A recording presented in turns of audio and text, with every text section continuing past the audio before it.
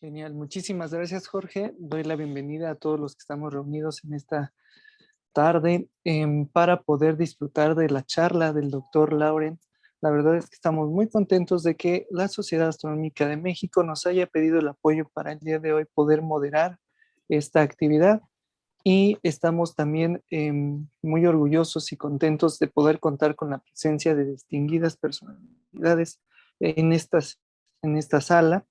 Tenemos con nosotros, por ejemplo, a un gran amigo que es el doctor Celso Cerda, a quien doy la bienvenida a esta sesión. Doctor Celso, bienvenido. Muchas gracias, David. Gracias por la invitación. Como siempre, todo un gusto poder contar con usted. Y claro está nuestra querida Laura Parrao del Instituto de Astronomía, que si no fuera por ella no tendríamos la posibilidad de que se estuvieran realizando estas actividades desde hace ya más de un año en conjunto con distintas agrupaciones e instituciones. La verdad es que estamos muy contentos de poder participar con todos ustedes. Laura, bienvenida. Muy buenas noches a todos. En realidad, para que algo salga, todos tienen que caminar juntos. Así que muchas gracias por aceptar la idea y caminar todos juntos. Y a todos los investigadores que colaboran en esto también, muchísimas gracias. A todas las sociedades que transmiten, muchas gracias, porque es en función de un trabajo en conjunto que podemos hacer las cosas. Así que bienvenidos y espero que lo disfruten. Este ciclo de conferencias de radio es principalmente porque nosotros contamos en las preparatorias con instrumentos para observar en radio. Es el proyecto Radio Hub y está accesible a cualquier bachillerato que quiera participar. Pero no solo es el instrumento, es el conocimiento de qué es lo que se hace y cómo se estudia en la región del radio. Muchas gracias por estar con nosotros y esperamos que disfruten mucho de esta conferencia. David. Muchísimas gracias, Laura. Y sí, efectivamente, muy contentos de que todos podamos estar presentes en esta actividad y qué mejor que hacerlo en conjunto. Y el día de hoy es precisamente eso, el más claro ejemplo de que las cosas en conjunto siempre son mejor porque nos podemos apoyar mutuamente. Y con nosotros tenemos, claro está, a muchos integrantes de la Sociedad Astronómica de México en estos 120 años de aniversario. Bienvenidos a todos. La verdad es que muy contentos de poder estar con todos ustedes. Claro está, el personaje principal del día de hoy, pues es nuestro querido doctor Lauren Leonard, quien estamos muy contentos de que haya aceptado la invitación para formar parte de estas actividades y estas charlas que están dentro del programa de educación continua de la UNAM y que están también formando parte del 2022 Año Internacional de las Ciencias Básicas para el Desarrollo Sostenible, designado por la Organización de las Naciones Unidas.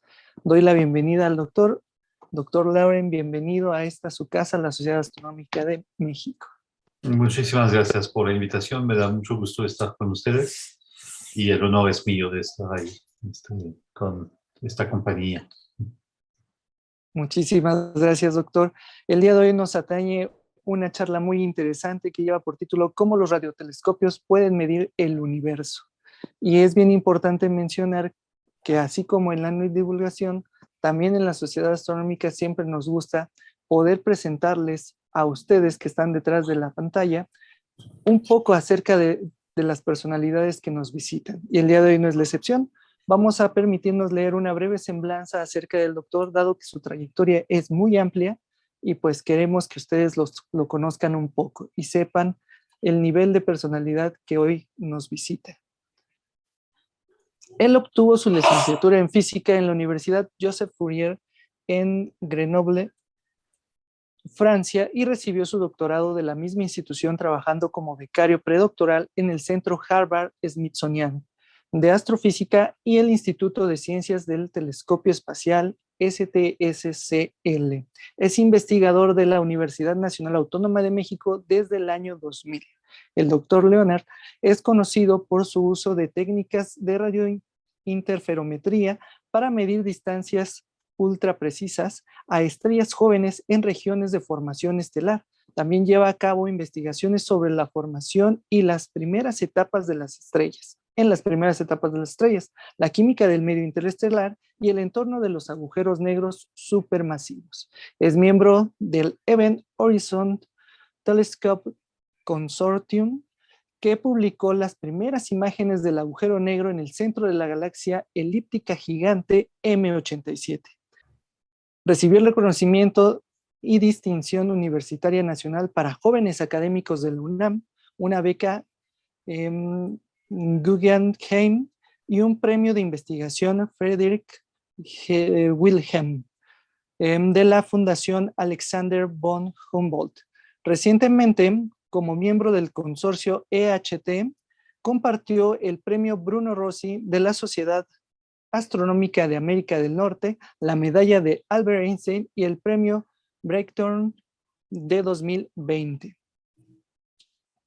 Bien importante también mencionar que es para nosotros todo un honor poderlo recibir en esta su casa, la Sociedad Astronómica de México, y sin más, creo que es momento de ceder el micrófono al doctor para que podamos proceder con esta excelente ponencia. Doctor, bienvenido y todo un placer contar con usted. Muchas gracias por la introducción. Muchas gracias. No debería de decir que va a ser buena la plática antes de escucharla. Bueno, pues muchísimas gracias de nuevo por la invitación. Yo les voy a platicar efectivamente de ciertas técnicas de radioastronomía que nos permiten medir las distancias en el universo, y terminaré con un resultado muy reciente sobre el agujero negro en el centro de nuestra galaxia, que se relaciona con la medición de distancia por la técnica que estamos usando para hacer ese tipo de imágenes, ¿no? Entonces, para empezar esta charla, uno podría sorprenderse, digamos, que los astrónomos nos preocupemos de cómo medir distancias. Porque efectivamente en la Tierra, si uno ve un paisaje o un lugar así como el que tengo ahorita en la pantalla, pues es relativamente directo saber qué distancias están entre las diferentes cosas que vemos en la imagen. Hay varias maneras de estimar o de medir distancias. La más sencilla pues es usando un metro, ¿no? Y así medir cómo están las cosas distribuidas. Pero aún así, a simple vista, uno puede estimar, ¿no? En esta imagen, por ejemplo, el tamaño de los edificios, la separación entre los edificios. Parece muy trivial, digamos, saber qué distancia hay entre diferentes objetos, ¿no? Y lo es en la Tierra porque estamos familiarizados con nuestro entorno y porque nosotros tenemos dos ojos, y con esos dos ojos aprovechamos el hecho de que vemos los diferentes objetos desde dos perspectivas un poco diferentes. Y eso nos permite estimar a qué distancias están las cosas, ¿no? Pero cuando uno ve el cielo nocturno, como por ejemplo en esta imagen, donde se ve ahí una serie de estrellas y un objeto ahí que se está moviendo, que no sé exactamente qué es, pero en fin, una estrella fugaz o algo así, pues es mucho más complicado determinar a qué distancia. Si uno se pregunta en esta imagen cuál de todas ellas es la estrella más cercana o cuál de todas ellas es la estrella más lejana, pues no tenemos precisamente esta intuición que tenemos con algo en la Tierra de a qué distancia se encuentran esas cosas, ¿no? Y como decía, no sabemos cuál es la más cercana, la más lejana, pero ni siquiera, aún menos, digamos, tenemos una idea de a qué distancia se encuentran, ¿no? En metros, en kilómetros. Si tomo aquí al azar una estrellita en este grupo y les pregunto a qué distancia en kilómetros se encuentra esta estrella, pues con esta única información no hay manera realmente de saberlo, ¿no? Si ustedes son astrónomos amateurs, quizás conocen esta parte del cielo y me podrían decir más o menos a qué distancia están las estrellas, pero si no lo saben, pues realmente es imposible de saberlo, ¿no? Entonces, para responder a esta pregunta, uno se debe de regresar a pensar cómo es que determinamos precisamente las estrellas en la Tierra, ¿no? Y una manera muy precisa que se puede usar aún cuando, digamos, los objetos están demasiado separados para usar una cinta métrica para saber a qué distancia se encuentran, es usar un método que se llama de triangulación.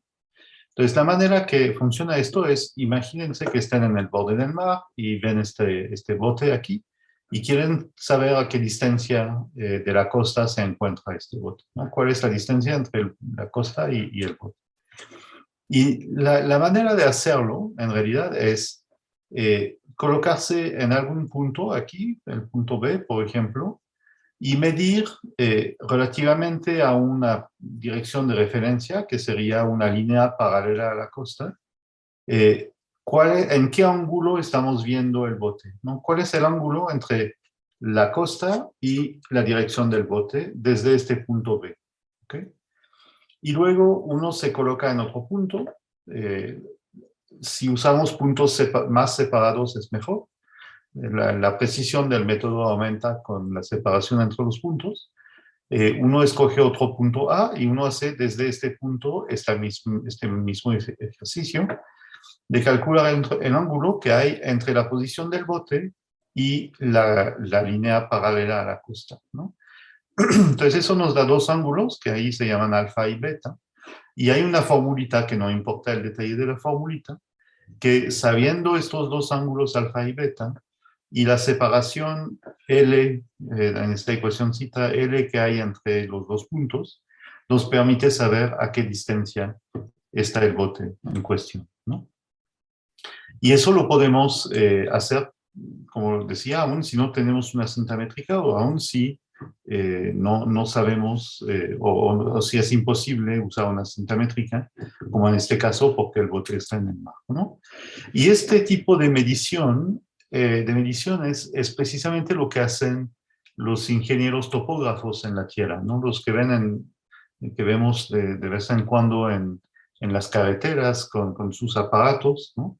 Están midiendo precisamente distancias usando ese tipo de técnicas de triangulación, ¿no? Pero claro, aquí pasa dos cosas. Primero, pues tenemos que estar viendo el mismo objeto desde dos puntos diferentes. Y luego tenemos que saber la distancia que hay entre estos dos puntos, ¿no? Esta distancia L que aparece en esta ecuación. Entonces uno podría preguntarse, entonces, ¿cómo lo aplicamos esto a la situación de las estrellas? ¿Cuáles son los dos puntos que utilizamos? Y cómo sabemos la distancia que hay exactamente entre estos dos puntos, ¿no? Y la respuesta es que hacemos una cosa fabulosa. Según yo, no lo inventé yo, eso se inventó hace muchos siglos, pero es un método que me parece realmente interesante, que es usar el hecho de que la Tierra está dando vuelta alrededor del Sol, de tal manera que si hacemos una observación desde la Tierra de una cierta estrella cuya distancia queremos determinar, digamos en enero, entonces vamos a ver la estrella en una cierta dirección.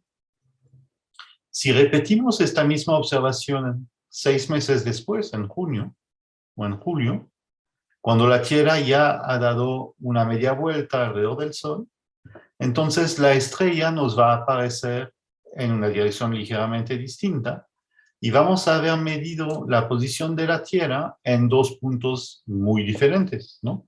Muy diferentes porque, entre tanto, la Tierra recorrió la mitad, o el doble, perdón, de la distancia entre la Tierra y el Sol, que son más o menos 300 millones de kilómetros.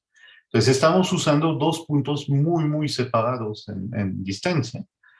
Y al observar el cambio de posición aparente entre la posición de la estrella en esos dos momentos, uno puede determinar su distancia, ¿no?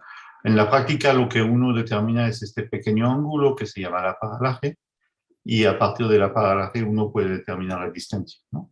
Entonces hay una manera intuitiva de entender cómo funciona esto, ¿no? Uno se ve un poco tonto haciendo esto, pero es una muy buena ilustración.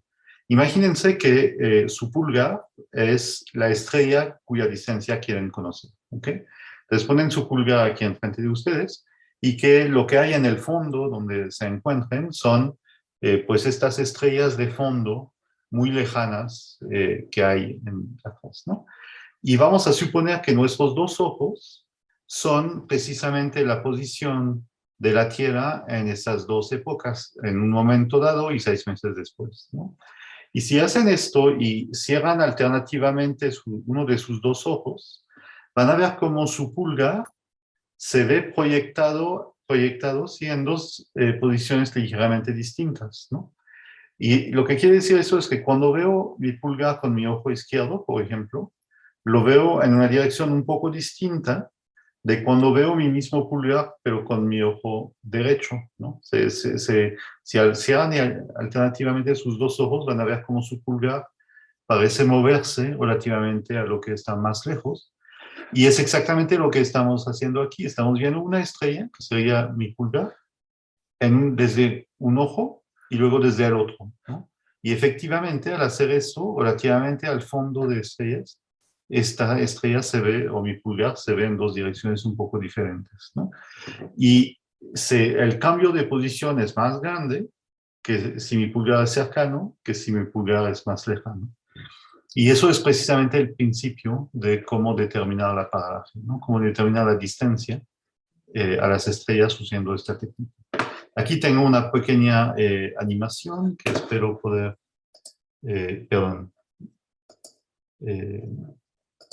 pasar. Déjenme regresar. Entonces, aquí lo que estamos viendo es unas estrellas muy lejanas y una estrella que nos interesa, que es la que viene aquí en rojo. Y vamos a ver cómo es que esta estrella, que es la que está aquí, se ve desde la Tierra a medida que la Tierra da la vuelta alrededor del Sol, ¿no? Y lo que ocurre es que debido al movimiento de la Tierra alrededor del Sol, esta estrella lleva este movimiento oscilatorio que se debe a que la vemos desde dos perspectivas o desde varias perspectivas diferentes a medida que pasa el tiempo. Lo que también ilustra este pequeño video es que si la estrella es relativamente cercana al Sol, la amplitud de este movimiento es más grande que si la estrella está más lejana, en cuyo caso la amplitud es más pequeña. Es decir, que la amplitud de este movimiento, que tanto se desplaza, es más grande si la estrella es cercana y más pequeña si la estrella es lejana, ¿no? Y entonces, midiendo la amplitud de este movimiento, uno puede determinar a qué distancia se encuentran las estrellas. Ahora, me va a decir, bueno, pues entonces nos estás cuenteando, ¿verdad? Porque primero nos dices que es muy complicado medir distancias, que requiere técnicas complicadas, pero nos acabas de explicar un método muy sencillo que permite determinar distancias. Entonces, ¿cuál es? ¿No? ¿Es complicado o es sencillo? Pues es sencillo en principio, pero es complicado en la práctica. Y la razón es que estos ángulos, estos cambios de dirección en las que parecen moverse estas estrellas debido a la rotación de la Tierra, son muy, muy pequeños. En la animación anterior era un efecto que habíamos exagerado un montón para ilustrarlo, pero en la práctica sabemos que las estrellas no se mueven así en el cielo constantemente. Su movimiento, la amplitud de su movimiento es muy pequeño. Para ilustrar esto, todos recordemos que un ángulo recto como este mide 90 grados. Entonces, si divido este ángulo recto en 90 grados, me da todas estas líneas azules que aparecen acá. Y luego, si tomo un grado, lo puedo dividir a su vez en 60 minutos de arco. Y cada minuto de arco dividirlo en 60 segundos de arco. De tal manera que un segundo de arco, que es un ángulo, es 3.600 veces más pequeño que un grado, y un grado es 90 veces más pequeño que un ángulo recto. Pues resulta que aún para las estrellas más cercanas, este pequeño cambio, la amplitud de este movimiento, es del orden de un segundo de arco, justamente, ¿no? Es decir, que es 3.600 veces más pequeño que un grado, ¿no? Entonces es un ángulo muy, muy pequeño. Para compararlo con algo que conocemos, los cráteres que alcanzan, más pequeños que alcanzamos a ver en la Luna desde la Tierra, miden alrededor de un minuto de arco, ¿no? un craterio como este mide como 1 minuto de arco.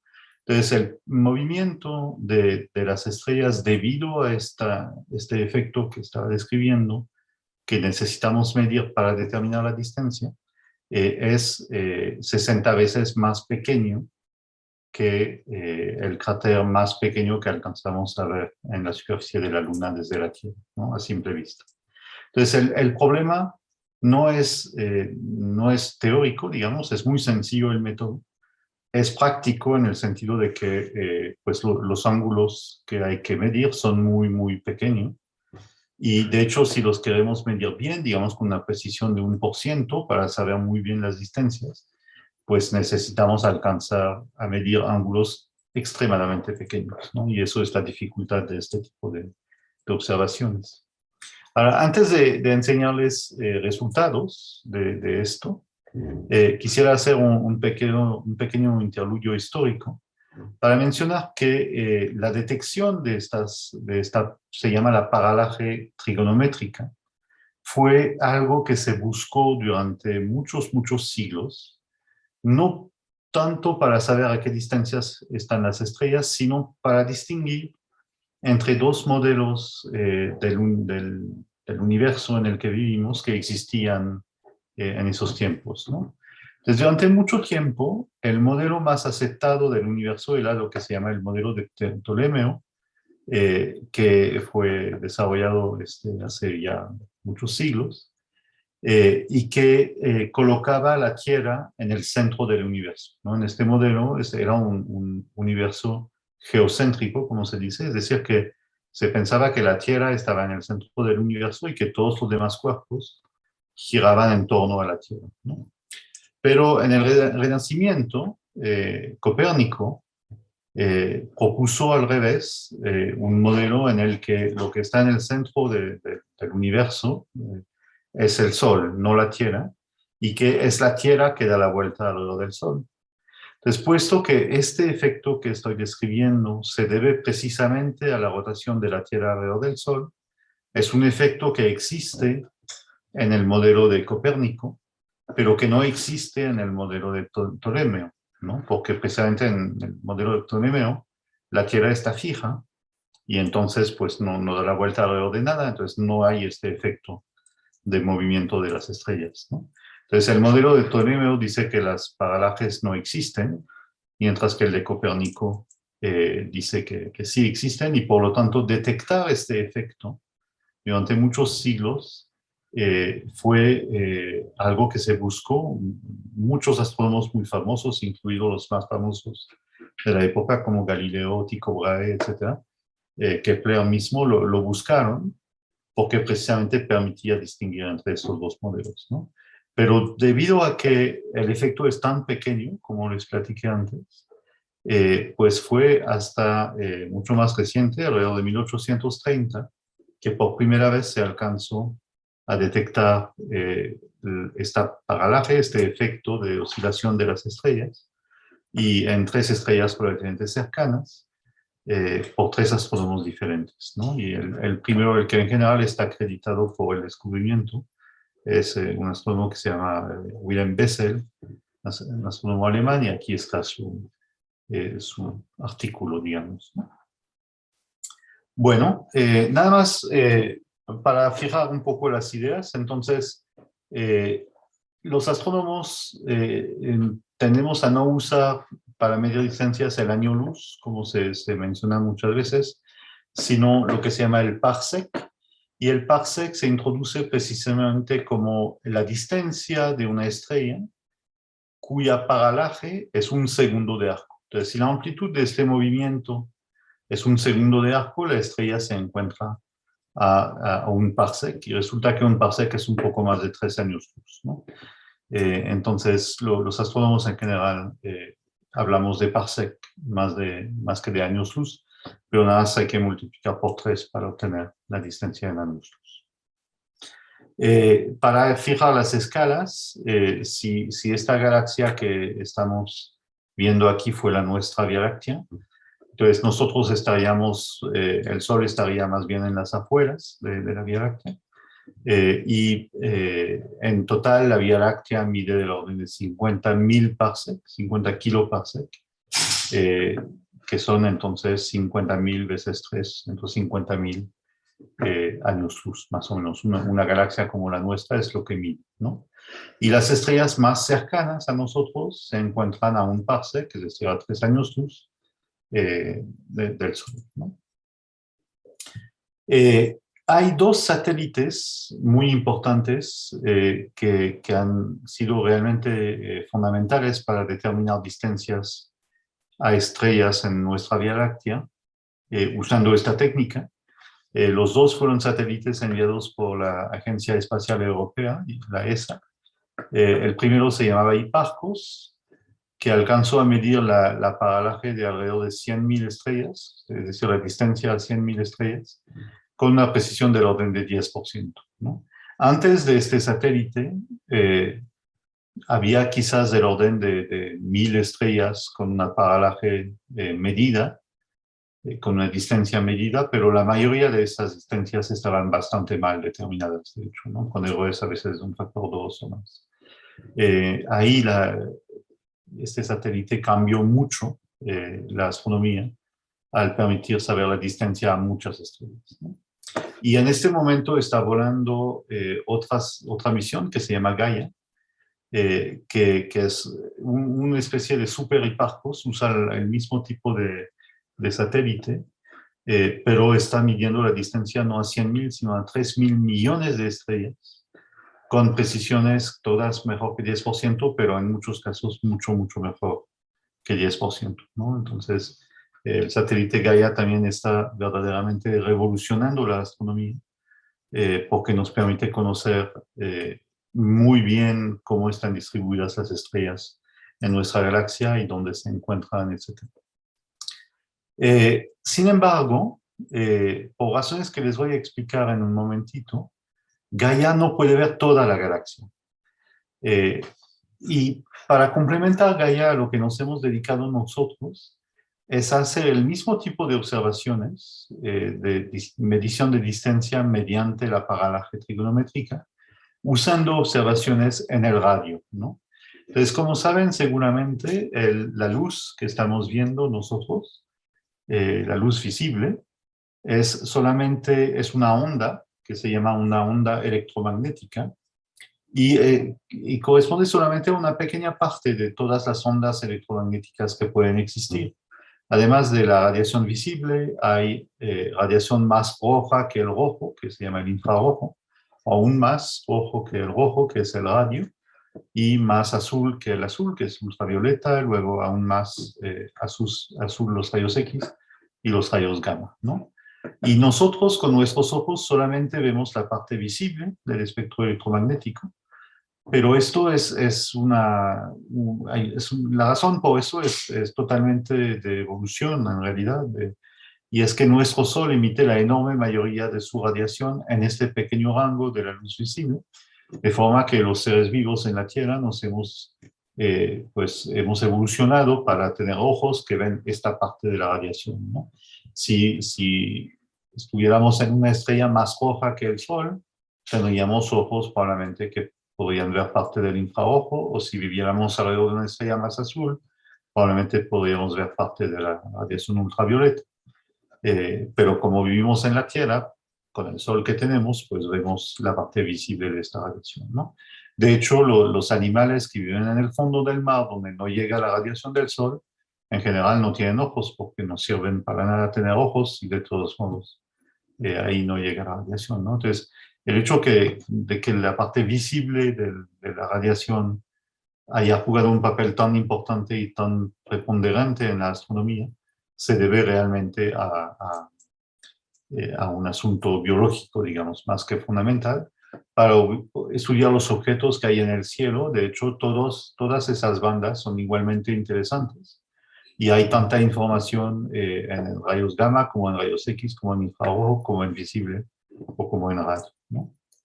De hecho, si vemos nuestra propia galaxia en cada una de estos rangos de frecuencias, en cada una de estas partes, pues se ve diferente, ¿no? Eso es nuestra propia galaxia, Vista aquí en la parte visible, donde vemos lo que vemos son principalmente estrellas. Vista en la parte infrarroja aquí, donde seguimos viendo sobre todo las estrellas. En la parte del infrarrojo, pero más lejano, casi el radio, donde vemos sobre todo el polvo interestelar y el medio interestelar.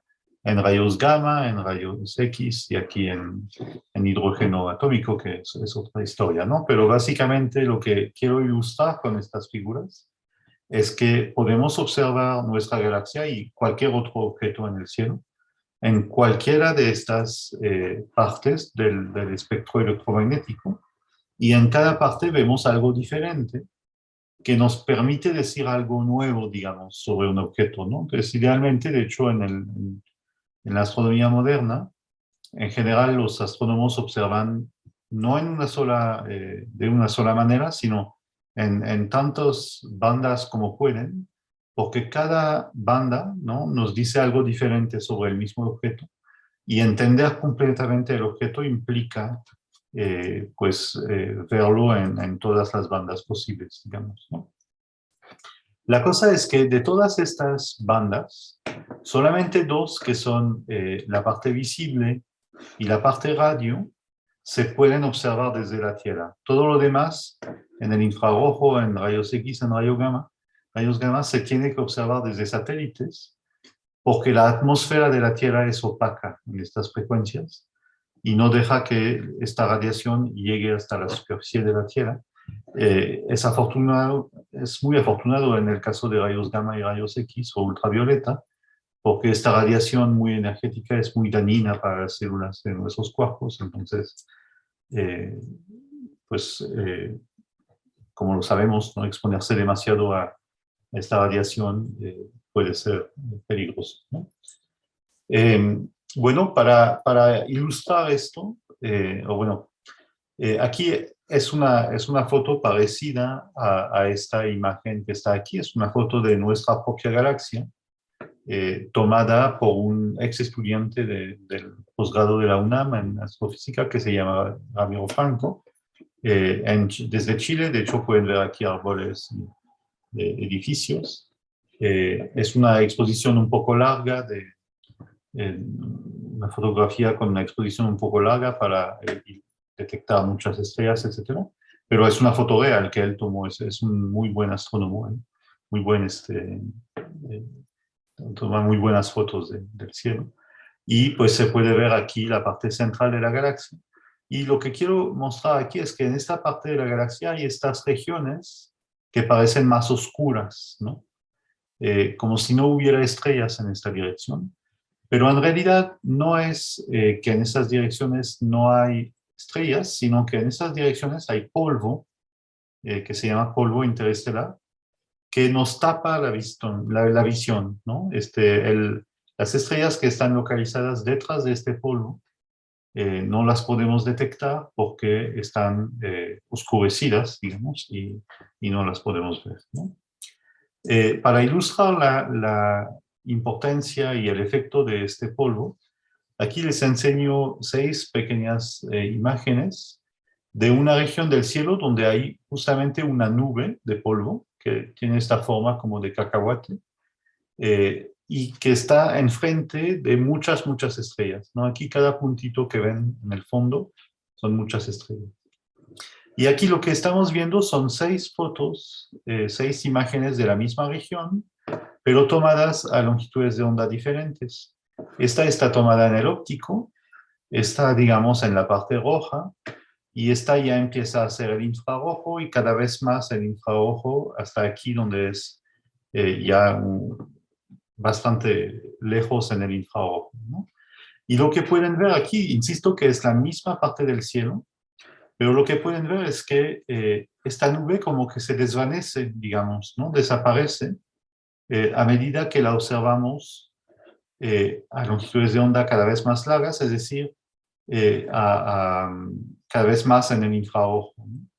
Y esto ilustra que el efecto del polvo interestelar, el efecto que produce estas regiones oscuras aquí en esta imagen, es cada vez menor a medida que vamos hacia el infrarrojo más lejano y hacia el radio, de tal manera que de hecho en la parte radio del espectro electromagnético no sufrimos para nada del efecto de la absorción. El polvo que existe en el universo es totalmente transparente en ondas de radio. Y eso es una enorme ventaja porque nos permite ver, por ejemplo, esta región aquí, que resulta ser la región del centro de nuestra galaxia, la podemos observar como si no hubiera polvo si observamos en el radio, mientras que en el óptico no vemos nada, porque todo lo que está ahí asociado con el centro de la galaxia está tapado por la presencia de polvo y no podemos ver nada en el óptico, ¿no? Entonces, eso nos permite pensar que pues, con observaciones de radio podríamos complementar las observaciones que se hacen en el óptico para determinar distancias. Ahora, ¿cómo lo hacemos?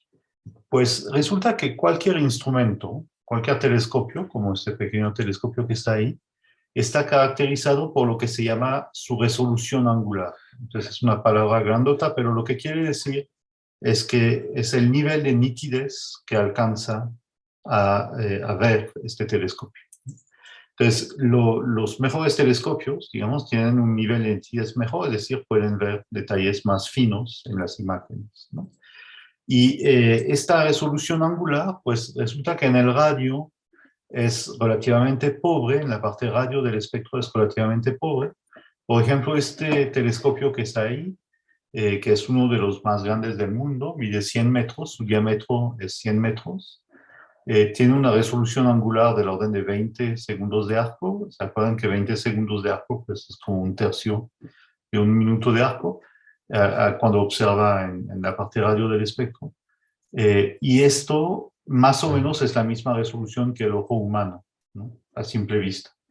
Es decir, que eso es algo un poco deprimente para los radioastrónomos porque quiere decir que para obtener la misma resolución que el ojo humano hacía a simple vista, sin ningún telescopio, nada, tenemos nosotros que construir aparatos como este, que cuestan cientos de millones de dólares, ¿no? Entonces, mala suerte, digamos, ¿no?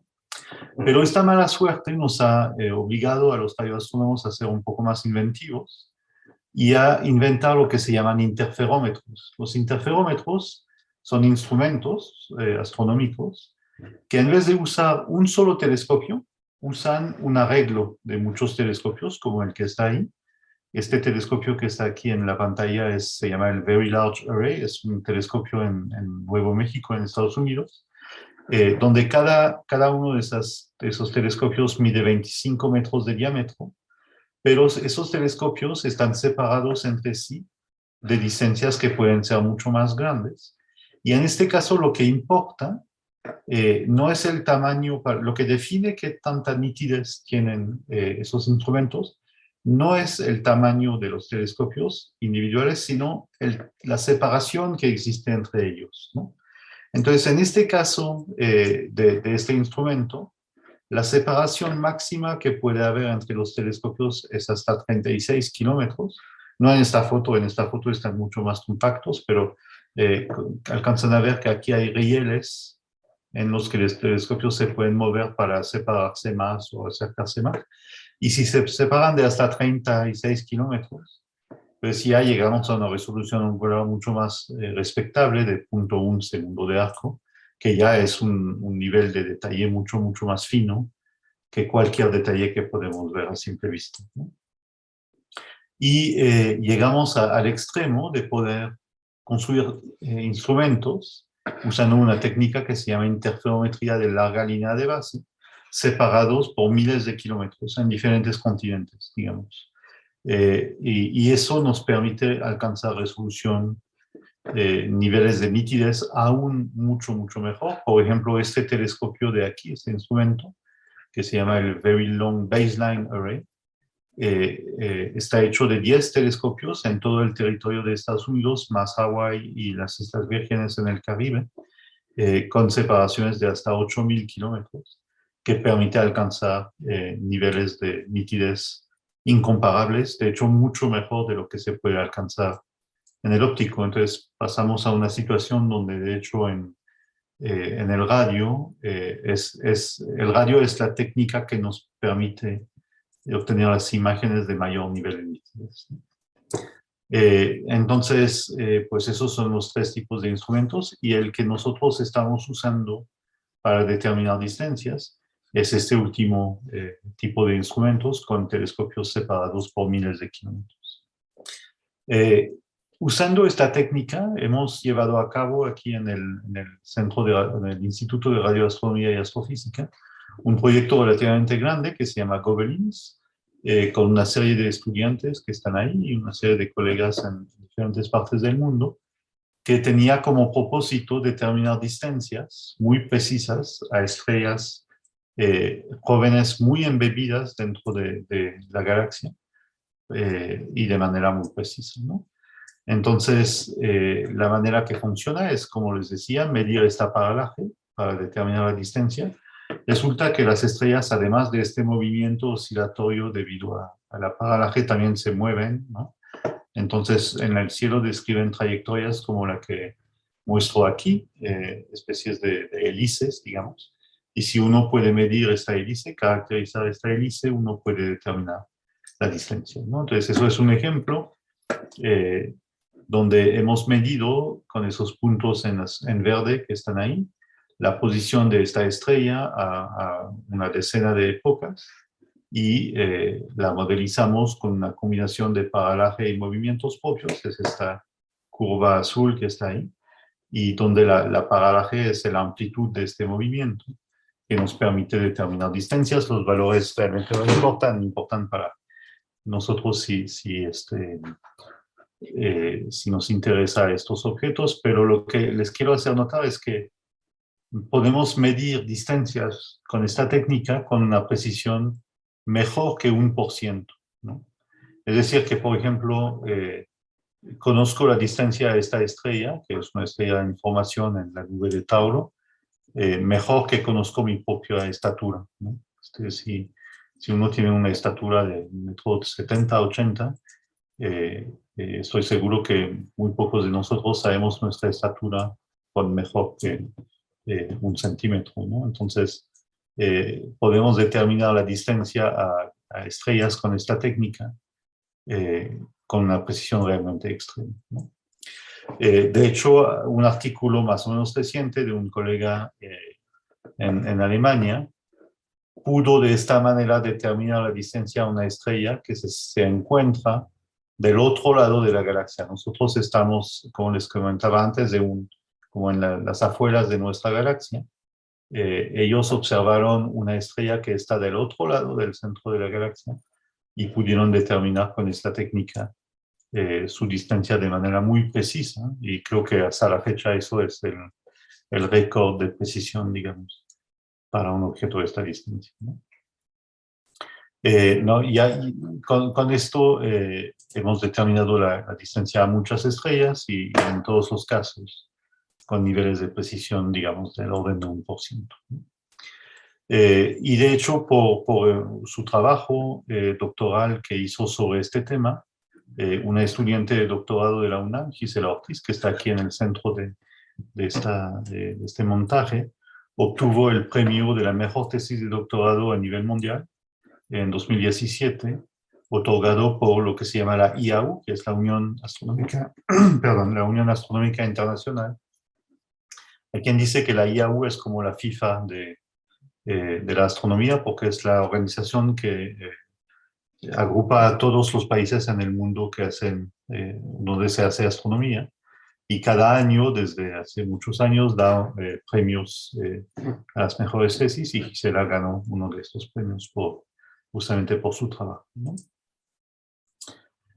Bueno, una cosa para terminar esta plática, les quería platicar de que que esos arreglos de telescopios separados por miles de kilómetros, pues se pueden ir incorporando más telescopios con el tiempo, y nosotros hemos trabajado justamente para incorporar el gran telescopio milimétrico que se encuentra en el estado de Puebla, en el sur del estado de Puebla, en esos arreglos interferométricos para participar en observaciones junto con muchos otros telescopios en el mundo. Entonces, durante varios años hemos trabajado para incorporar el Gran Telescopio Milimétrico en estos arreglos. Aquí están muchos de los que han participado en este trabajo, incluyendo a Gisela, de nuevo, aquí batallando con un reloj atómico. Y la meta de este trabajo era precisamente obtener la primera imagen del agujero negro supermasivo que se encuentra en el centro de nuestra galaxia, ¿no? Esta es la misma foto que les enseñaba antes. Esta dirección corresponde al centro de nuestra galaxia. Y en el centro de nuestra galaxia hay un objeto que es un agujero negro supermasivo. Ahorita les voy a presentar eso en un poco más de detalles, que se llama Sagitario A Estrella, y del que pudimos hacer una imagen muy recientemente. Se publicó apenas hace unos meses este año, con un arreglo interferométrico de este tipo que se llama el Event Horizon Telescope y que incluye el Gran Telescopio Milimétrico en Puebla, ¿no? Entonces, como les comentaba, en la parte central de la galaxia pues hay mucho polvo en esta dirección, entonces no podemos ver nada en el óptico, pero en el radio podemos obtener imágenes preciosas, de hecho, de esta región.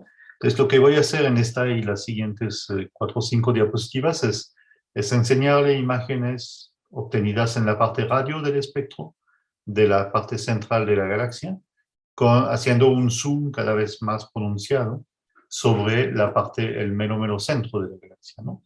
Entonces aquí está, eso es la parte central de nuestra galaxia, más o menos los 200, 300 años luz centrales de nuestra galaxia, y es una imagen tomada en el radio donde se ve un montón de estructuras diferentes, en particular estas burbujas que se alcanzan a ver aquí o aún más grandes acá, que corresponden a lo que se llaman remanentes de supernovas, que son estrellas masivas que explotaron y crearon estas burbujas de material caliente.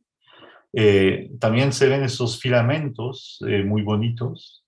Esta es una imagen que se ha obtenido justamente con el Very Large Array, este interferómetro que mencionaba antes, a una longitud de onda de, no recuerdo, creo que de 90 centímetros, ahí lo dice. Y en la parte muy central, esta región de acá se llama, corresponde a la parte realmente muy central de nuestra galaxia. Está una fuente muy brillante, una región muy brillante en el radio, que se llama Sagitario A, ¿no? Entonces se llama Sagitario A porque está en la dirección de la constelación de Sagitario y es la fuente radio más brillante de esta región. Y los radioastrónomos han tomado el hábito muy poético de llamar a las fuentes por la constelación en la que se encuentra y luego una letra que es A, B, C, D, etcétera, A siendo la fuente más brillante, B la segunda más brillante, C la tercera más brillante, etcétera. Entonces, de hecho, aquí entonces la más brillante es Sagitario A, hay una región ahí que se llama Sagitario B, otra región que se llama Sagitario C, etcétera. El Sagitario A corresponde al centro de nuestra galaxia. Si hacemos un zoom, también en el radio, todas las imágenes que les voy a enseñar vienen del radio, sobre esta región central, vemos lo que se ve aquí, ¿no? Donde alcanzamos a ver otra vez la parte brillante central, que corresponde al Sagitario A, y este filamento que está ahí, que se alcanza a ver también acá, ¿no? Es un zoom, y un poco más de material por acá, ¿no? Entonces la parte central pues corresponde a esta especie de anillo que está aquí, con algo de estructura, ¿no? Si tomamos esta misma imagen y ahora hacemos un zoom más profundo sobre la región muy central, este anillo, este disco, digamos, se descompone en emisión un poco difusa y una especie de pequeña espiral ahí, que se llama la mini espiral de la Vía Láctea, que pues es también muy brillante en el radio, ¿no? Y si seguimos, tomamos esta región muy central, esta mini espiral, y hacemos un zoom, obtenemos esta imagen. Entonces, insisto que todas estas imágenes son reales, digamos, son observaciones que se han hecho con radiointerferómetros, ¿no? no son visiones artísticas, no son imágenes reales.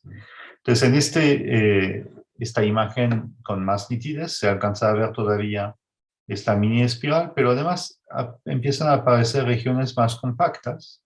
Y en particular aquí en el centro, justo arriba del centro de la mini espiral, una fuente, un objeto muy compacto, ¿no? Que se ve en el radio, ¿no?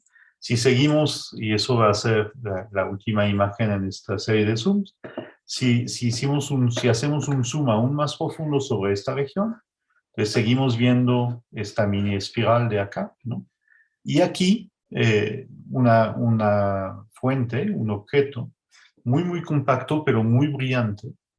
No es algo que yo he puesto ahí en PowerPoint, no es un punto blanco, sino que realmente eso es la imagen de este objeto. Y este objeto se denomina como Sagitario A estrella, porque tiene la forma de una estrellita, ¿no? Tiene la apariencia de una estrellita asociada con Sagitario A, ¿no? Pues resulta que esta fuente de radio, llamada Sagitario A estrella, está asociada con una masa enorme. Y eso lo sabemos porque unos colegas de Estados Unidos y de Alemania principalmente han logrado medir cómo es que algunas estrellas que existen en esta región se mueven alrededor de este objeto y describen órbitas elípticas como la que estamos viendo acá, igual que, digamos, la Luna orbita alrededor de la Tierra o la Tierra alrededor del Sol, ¿no? Y al hacer esto, aquí están las fechas, ¿no? Entonces, por ejemplo, esta estrella en 1992 estaba acá, en 94 acá, etcétera, etcétera. En 2000 estaba acá, en 2002 estaba acá, en 2002, casi 2003 estaba acá. Y describe, pues, una órbita elíptica alrededor del centro de nuestra galaxia. Y al determinar el tamaño de esta órbita y cuánto tiempo se tarda la estrella en dar la vuelta alrededor del objeto, uno puede calcular su masa, ¿no? Igual que uno puede calcular la masa del Sol sabiendo cómo se mueven los planetas del sistema solar alrededor del Sol. Y la masa que sale es del orden de 4 millones de masas solares, 4 millones de veces la masa del Sol. Este trabajo, por cierto, fue hecho bajo el liderazgo de dos investigadores, Reinhard Genzel en Alemania y Andrea Ghez en Estados Unidos, que por este trabajo precisamente ganaron el Premio Nobel de Física hace 2 años, ¿no? Entonces es un trabajo realmente importante porque permite asegurar que, digamos, en el centro de nuestra galaxia hay un objeto muy compacto que mide 4 millones de masas solares, ¿no?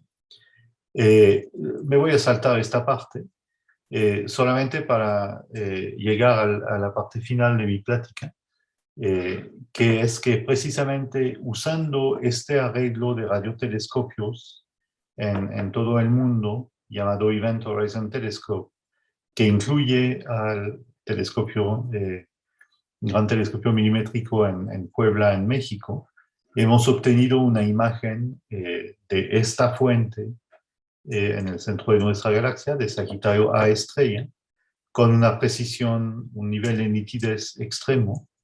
Y aquí está esta imagen que se publicó hace unos meses, como les decía, que muestra pues cómo es la estructura del material alrededor del centro de nuestra galaxia.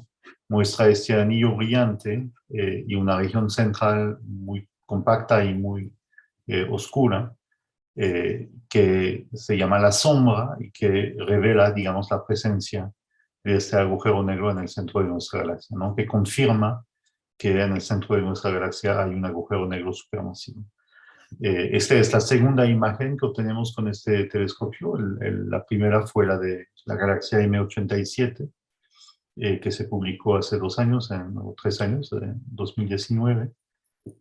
Y que básicamente tenía la misma estructura más o menos, ¿no? Pero a una escala muy diferente. Y con eso ya termino mi plática y con mucho gusto tomamos preguntas.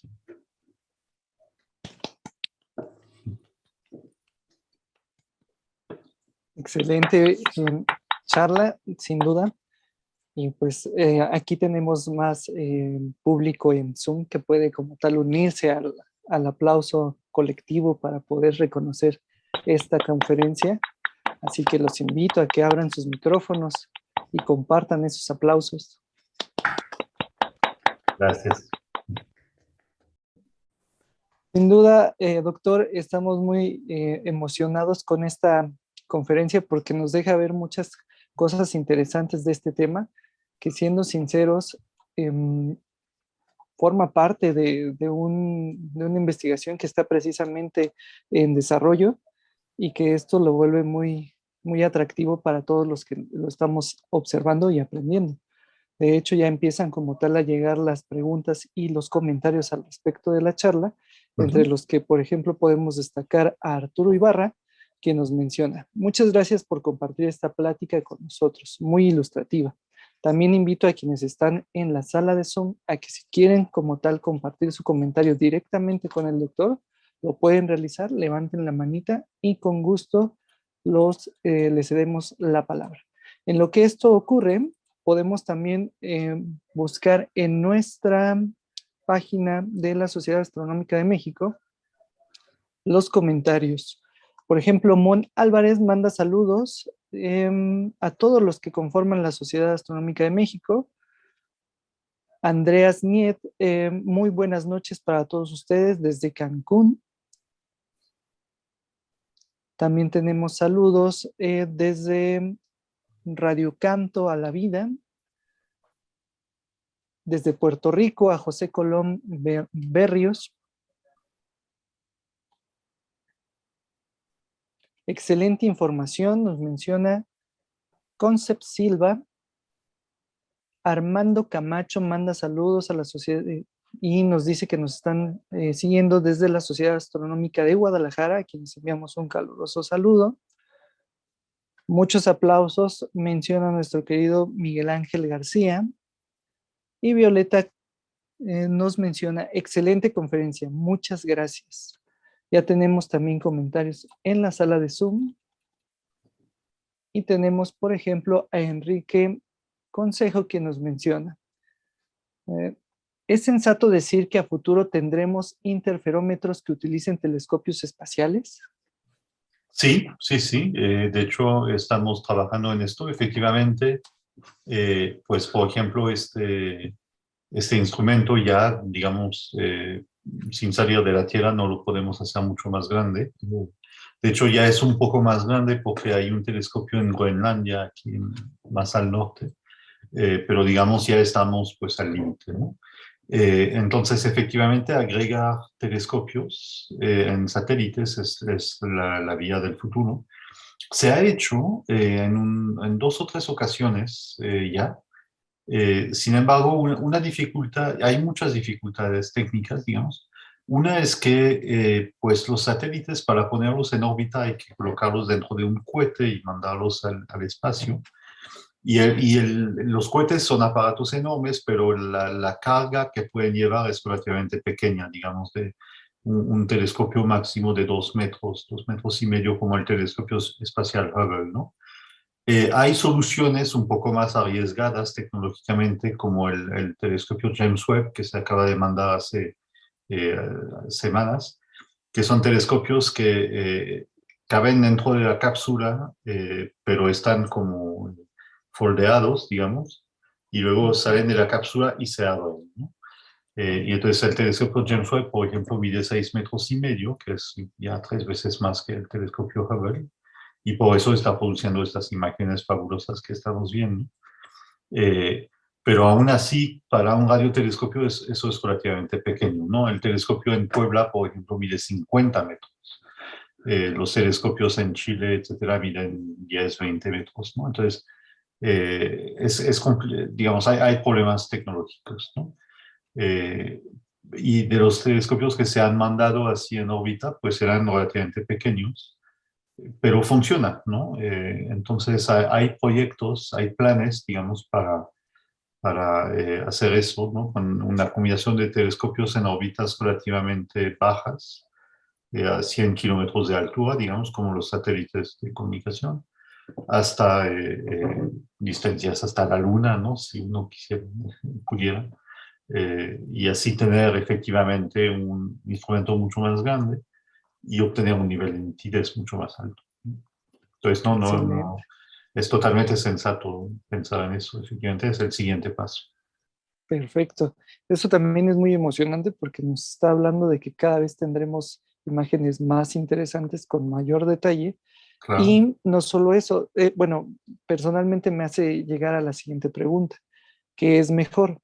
En un mismo radio tener muchos telescopios con estas características o cada vez ir ampliando el radio para tener mayor nitidez. ¿Cuál de las dos es la opción más sensata?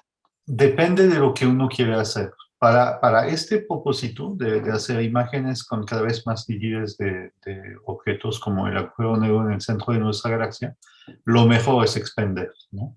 Porque la nitidez depende directamente del tamaño. Un telescopio más grande tiene más nitidez, entonces es mejor eso, ¿no? Sin embargo, por otro lado, lo que ocurre, nada más voy a regresar rápidamente a una diapositiva anterior, en esta, ¿no?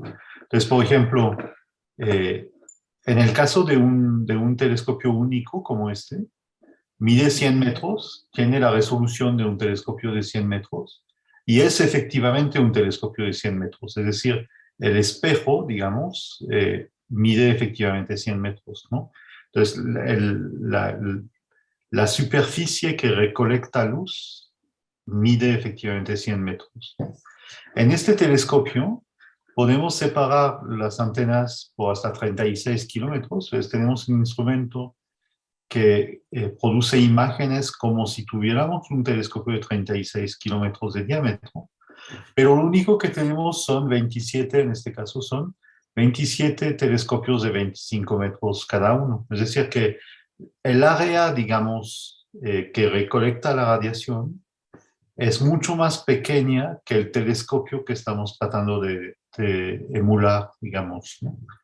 Entonces, y aquí peor tantito, estamos tratando de hacer un telescopio de 8.000 kilómetros de diámetro, pero nada más con 10 telescopios de 25 metros. Entonces, esta diferencia entre la nitidez que obtenemos por un lado y la superficie del telescopio que está efectivamente recolectando fotones, que está efectivamente colectando radiación, es cada vez peor, ¿no? Y la implicación es que con este tipo de instrumentos solamente podemos detectar objetos muy, muy brillantes, ¿no?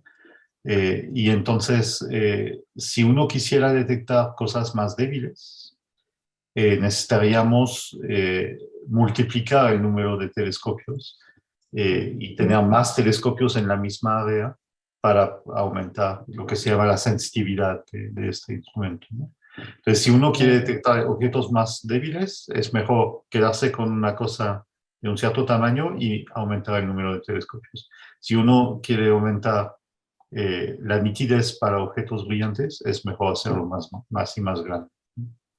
Perfecto. Y por ejemplo, un objeto con débil, em, un ejemplo de un objeto débil que sea importante de estudiar Oh, para pues que hay un quien está del montón. otro lado. Hay un Sí, montón, muchos, muchos, sí, sí, sin duda. Por ejemplo, si quisiéramos, una cosa interesante, por ejemplo, es ver cómo es que la masa de los agujeros negros cambia con su edad, digamos, ¿no? Entonces, poder observar agujeros negros mucho más lejanos que los que estamos observando con el Event Horizon Telescope sería interesante para como ir viendo cómo va cambiando la masa de los agujeros negros con su edad, ¿no? Pero estos, pues, por ser mucho más lejanos, son también mucho más débiles y entonces no los podemos ver con los objetos que tenemos, ¿no? claro. Con los telescopios que tenemos. Entonces, digamos, hay aplicaciones de ambos lados, ¿no? Y no es que uno o sea, las dos alternativas que menciono son igualmente interesantes, digamos, para propósitos diferentes, pero son igualmente interesantes. Sí, claro. De hecho, por eso me animé a realizar la pregunta, porque normalmente nos vamos con la idea de que entre más amplio, más grande, pues es mejor, y descuidamos la parte de que pueden captar objetos todavía más tenues, ¿no? Más débiles, sí, exacto. Por eso, de hecho, mencionaba inicialmente que esas misiones que ya se han hecho con satélites no tuvieron tanto impacto, digamos, como uno hubiera podido pensar. En particular hubo esta misión de Rusia, que se me fue el nombre ahorita, pero era un satélite que estaba en órbita donde el punto más cercano a la Tierra era 100 kilómetros, pero el punto más lejano era casi la distancia de la Luna. Entonces podía en principio hacer imágenes extremadamente nítidas, pero solamente lo podía hacer para 15 objetos brillantes, digamos. Y Sagitario A estrella, el centro de nuestra galaxia, era demasiado débil para esto, ¿no? Todavía. Entonces, pues es un balance, ¿no? Si uno quiere ir a distancias grandes, hay que también considerar más telescopios, ¿no? Claro, importantísimo cuidar todos estos detalles técnicos que a la postre terminan por ser lo que nos da los grandes descubrimientos. Desde la página de Facebook nos dice el ingeniero Alfonso Ábrego, perdón, felicidades, excelente charla, lo mismo que desde nuestra sala de Zoom, nuestra querida Laura Parrao, muy bonita conferencia, muchas gracias. Y mismo comentario de Mariluz Gratero, quien también menciona que ha sido muy interesante. Arturo Ibarra pregunta lo siguiente: ¿el radiotelescopio milimétrico de México fue invitado a participar en el telescopio de Horizonte de Eventos o este buscó la oportunidad de participar? Pues fue un poco de las dos cosas, digamos, ¿no? Era una cosa natural incluir a este telescopio en el Event Horizon Telescope, porque, si déjenme rápidamente regresar, no se ve muy bien en esta figura, no es la mejor figura, pero si se imaginan, es que aquí faltan, no escogí bien esta figura, perdón. Están también incorporados telescopios que están allá en Europa, ¿no? En España y en Francia, y está también un telescopio que se sale ahí del horizonte literalmente, que está en Groenlandia, ¿no? Entonces, si uno toma en cuenta estos otros telescopios que no están pintados en esta figura, resulta que el gran telescopio milimétrico está más o menos en el centro de este arreglo, ¿no? Y eso le da un lugar privilegiado, digamos, ¿no? Como una especie de punto de anclaje de todo el arreglo, por estar cerca del centro geométrico del arreglo. Entonces, en ese sentido, pues aparte de eso, el telescopio observa en el rango de frecuencias idóneo para participar. Es un telescopio grande, ¿no? O sea, los telescopios, por ejemplo, aquí en California y en Arizona, son telescopios de 15, 20 metros. El que está en el Polo Sur también, aún más pequeño. Entonces es un telescopio grande, digamos. En Chile sí hay un arreglo de telescopios que se llama ALMA, que es mucho más grande, pero digamos es un telescopio grande con las características perfectas y centrado en el arreglo. Era realmente era obvio, digamos, ¿no? Que había que incorporarlo. Además hay que saber que telescopios con estas características hay cuando mucho una docena en todo el mundo, ¿no? O sea, no es que haya 2000 y uno puede escoger, sino que hay muy pocos, ¿no? Entonces era obvio que había que incluirlo, ¿no? Había un interés del lado del consorcio EHT de incorporar al telescopio, y nosotros pues nos interesaba hacerlo, ¿no? Porque realmente era algo que pues obviamente iba a tener un impacto importante, ¿no? Entonces no fue más un lado que el otro, digamos, eh, era evidente que había que hacerlo, digamos, ¿no? Entonces había un acuerdo mutuo de hacer esto, ¿no? La cosa era efectivamente pues hacerlo, ¿no? Y sí es trabajo, ¿no? De incorporar un nuevo telescopio en este tipo de arreglos, porque se requiere equipos especializados, ¿no? Para poder, digamos, sincronizar los diferentes telescopios. En cada telescopio hay que haber un reloj atómico, que es este bicho de acá. Se requiere, pues, electrónica muy avanzada. muy especializada para este tipo de aplicaciones, digamos. Pues, aunque el telescopio mismo estaba muy idóneo para este tipo de observaciones, sí había que instalar nuevos equipos pues hacer las pruebas relevantes. Fue casi milagroso porque desde la primera funcionó Wow. y muy rápidamente pudimos participar, ¿no?, en estas observaciones. Pero sí fue trabajo, digamos, pero pues así es siempre, ¿no? Sí, claro.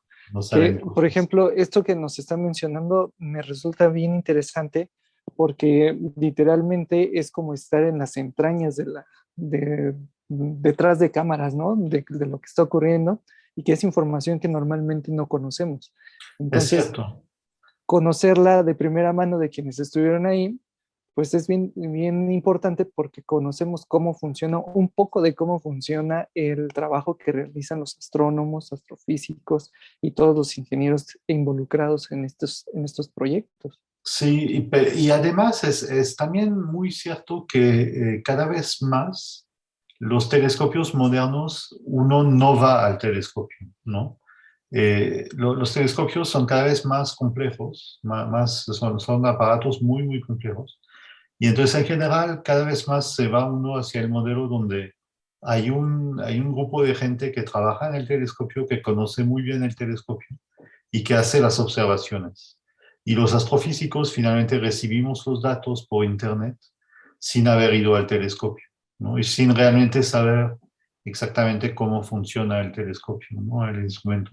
En este caso, estamos en una etapa, o sea, cualquier observación de esta siempre es muy artesanal, digamos, ¿no? Siempre hay algo que falla, siempre algo pasa, siempre, ¿no?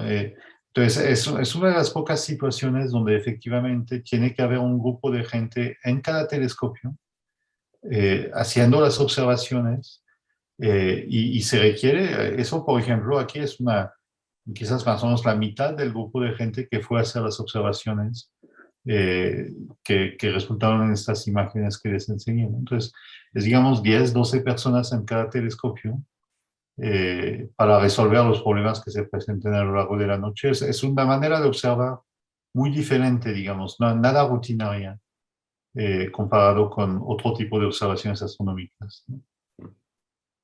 Claro. De hecho, me lleva a la siguiente pregunta. En el caso de los astrónomos aficionados que cuentan con radiotelescopios, ¿existe la posibilidad de que se unan a este tipo de proyectos y con sus equipos generen un poco más de resolución o potencialicen el proyecto de alguna forma? No, no, realmente no. Primero porque digamos, el rango de frecuencias que estamos observando es del orden corresponde a una longitud de onda del orden de 1 milímetro.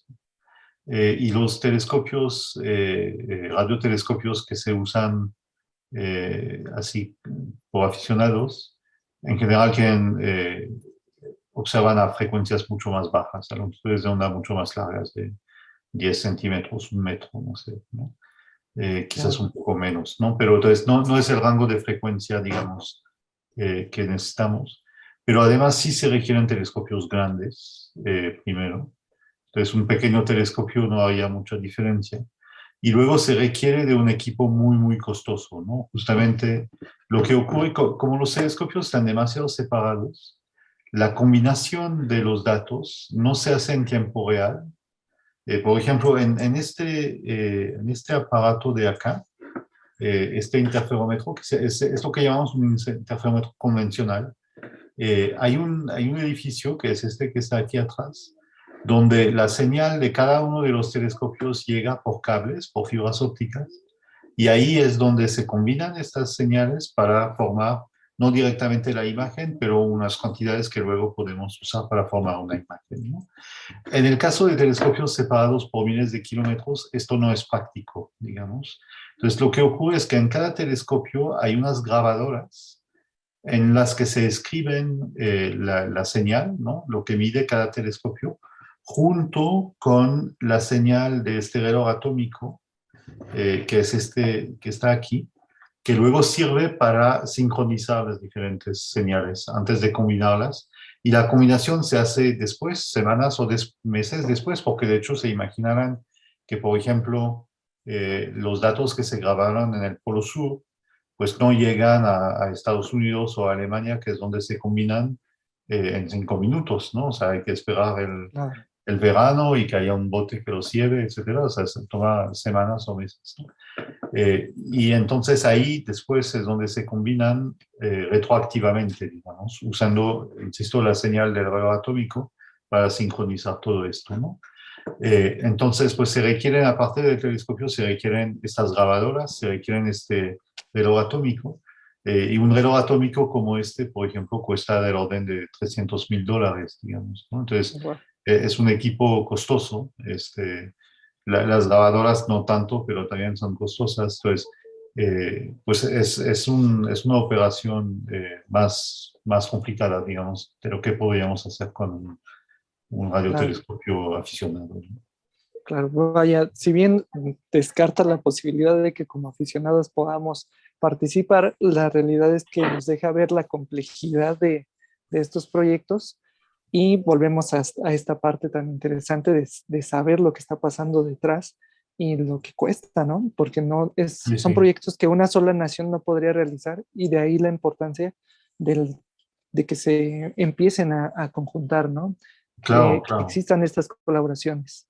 Exacto, exacto. De hecho, es interesante porque esta parte de la radioastronomía es de las partes más agradables, donde los astrónomos están muy acostumbrados a trabajar con gente en todo el mundo, ¿no? Entonces, es un ámbito muy interesante también, muy multicultural, digamos, que no se encuentra quizás en otras partes de la propia astronomía o de la propia radioastronomía, ¿no?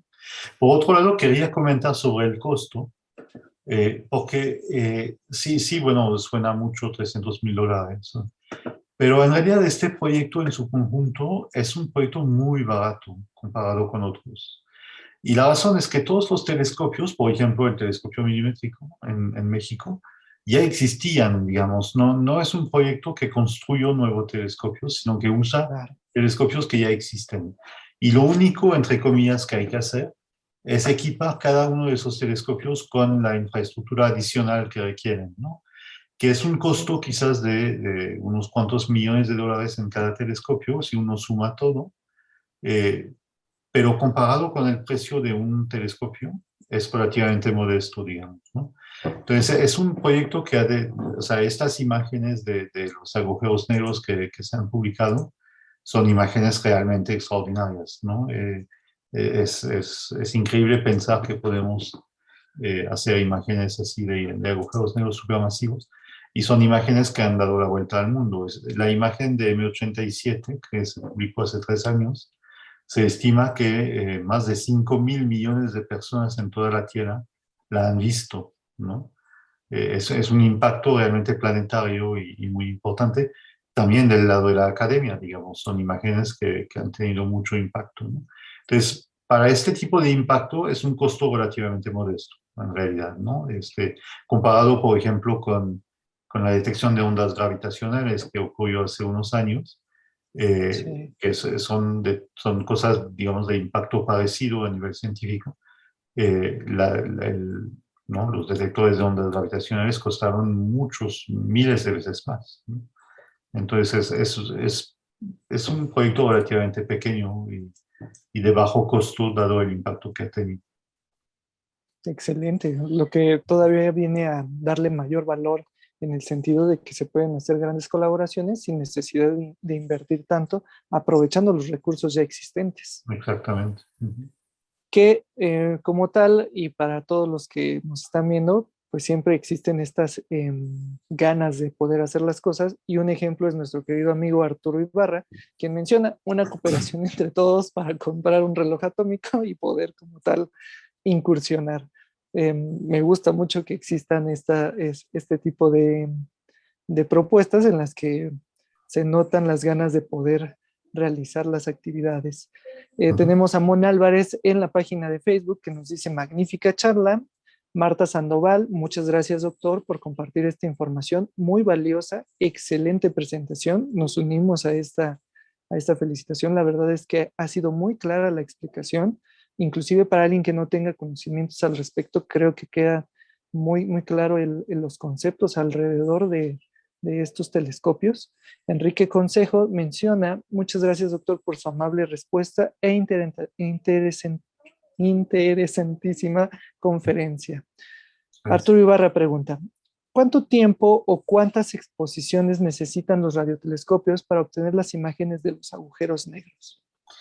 Bueno, estas observaciones que están acá, esta por ejemplo, es digamos una noche de observación, ¿no? El tiempo de observación es, sí, 8 horas más o menos, ¿no? En estas observaciones se hicieron en 2017 y tanto para M87 como para Sagitario A Estrella obtuvimos como 4 o 5 noches, ¿no? Cada una. De hecho, en el caso de M87 se publicó todo. En el caso de Sagitario A Estrella nada más publicamos una pequeña fracción de lo que hemos colectado. Entonces, en tiempo de integración, en tiempo de observación, es relativamente corto, ¿no? La verdad es complicado de organizar porque se imaginaban cada telescopio tengo una mejor imagen ahí. Cada telescopio o cada instrumento en este arreglo pues tiene su propia manera de atribuir tiempo de observación. Entonces hay que convencer a cada uno de los observatorios de darnos tiempo en la misma fecha, en el mismo momento.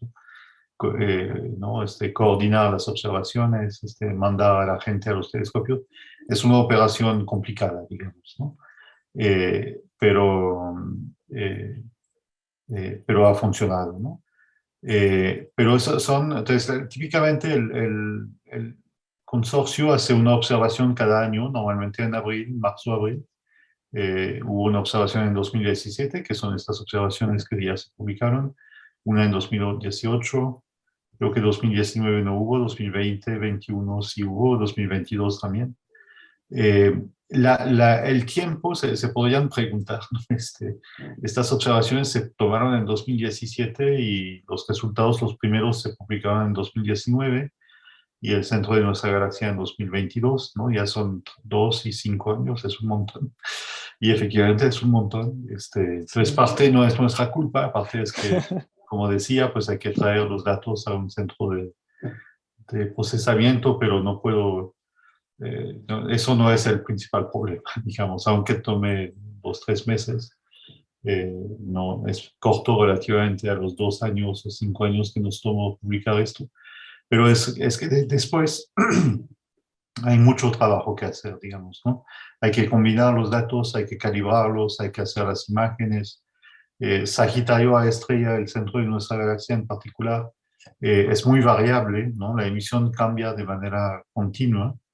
Y entonces hacer imágenes, en particular una sola imagen como la que hemos publicado es complicado. Y de hecho no es la mejor manera de presentar los resultados, justamente porque eso es el promedio de, no sé, 8 horas. En realidad, si uno hace promedios cada 2 o 3 horas, pues cambia todo el tiempo, ¿no?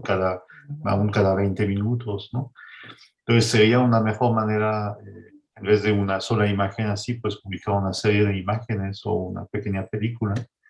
Y estamos trabajando en esto, pero es complicado, tiene otros problemas, ¿no? Entonces, el tiempo que nos hemos dado, o sea, el tiempo relevante no es tanto las 8 horas de observaciones, sino los 2 o 5 años que vienen después de tratar esos datos y producir los resultados, ¿no? Y analizarlos y entenderlos y todo esto, ¿no? Y de hecho, esos resultados se publicaron en 6 artículos, ¿no? Que en total cada artículo son 50 páginas, ¿no? Son 300 páginas de descripción de lo que se hizo y cómo se hizo y todo eso. Y en 87 fue lo mismo, digamos, ¿no? Entonces, pues sí, la respuesta corta es son unas cuantas horas de observación, pero unos cuantos años de trabajo, ¿no? Claro.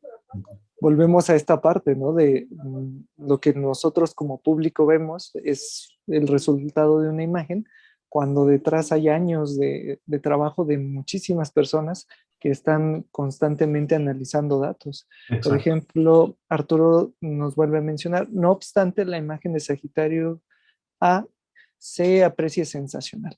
Y sí, efectivamente, de hecho, creo que eso fue lo que le dio la vuelta al mundo, ¿no? Sí, sí. Qué Saberla bueno que tan les clara. guste, porque Sí. hemos tenido gente que nos han dicho, pero se ven borrosa. Sí. Sí, pero bueno.